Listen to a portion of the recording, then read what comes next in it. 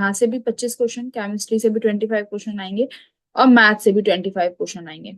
अब देखो होगा क्या, हम आज हम क्या लोग हम डिस्कस लोगों करेंगे। को कितने सवाल सॉल्व करने हैं। तो देखो केमिस्ट्री में हमारे पास कोई ऑप्शन नहीं है, केमिस्ट्री में कम से कम भी मान के चलो तुम्हें 23 सवाल तो सॉल्व करने ही पड़ेंगे।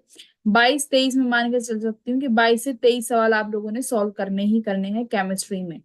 फिजिक्स में मैं मान के चलती हूँ कि देखो मान लो आपने 20 से 21 सवाल सॉल्व करे, अगर मैं इनका एवरेज लेके चलूं, मान लो फिजिक्स से 20 सवाल सॉल्व करे तुमने, चलो 21 ले लेते हैं, 21 सवाल तुमने फिजिक्स से सॉल्व करे और तुमने 22 सवाल केमिस्ट्री से सॉल्व करे, ठीक है।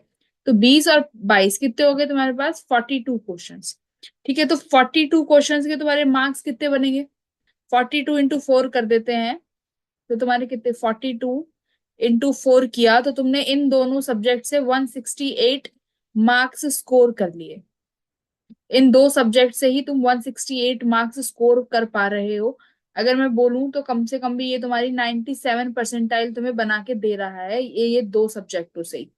ठीक है, लेकिन हमें चाहिए 99। तो उसके लिए देखो मैथ्स के कितने क्वेश्चन सॉल्व करें।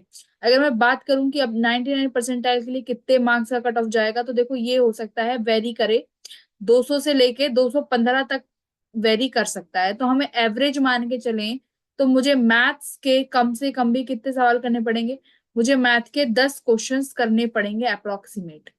तो मैथ के सिर्फ और सिर्फ 8 से 10 सवाल लगाने हैं। 10 सवाल में बोलूं तो 40 नंबर्स तुम्हारे यहाँ पे बन गए, 40 मार्क्स का तुम्हारा यहाँ पर सिस्टम देखो बन चुका है, 40 नंबर।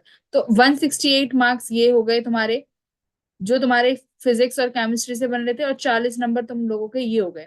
तो कितने नंबर बन गए देखो, तुम्हारे ये 210 के आसपास नंबर ऑलरेडी बन चुके हैं, राइट। तो 208 के आसपास।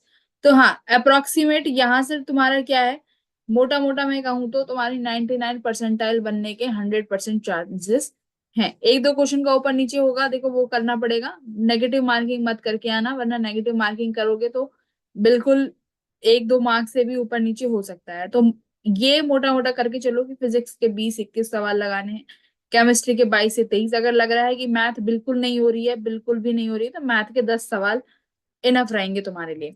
तो ऐसे कौन से चैप्टर्स हैं, हम देखो बात करते हैं कि कौन से ऐसे चैप्टर्स हैं। बस इतना मैथ की बात है बताऊंगी।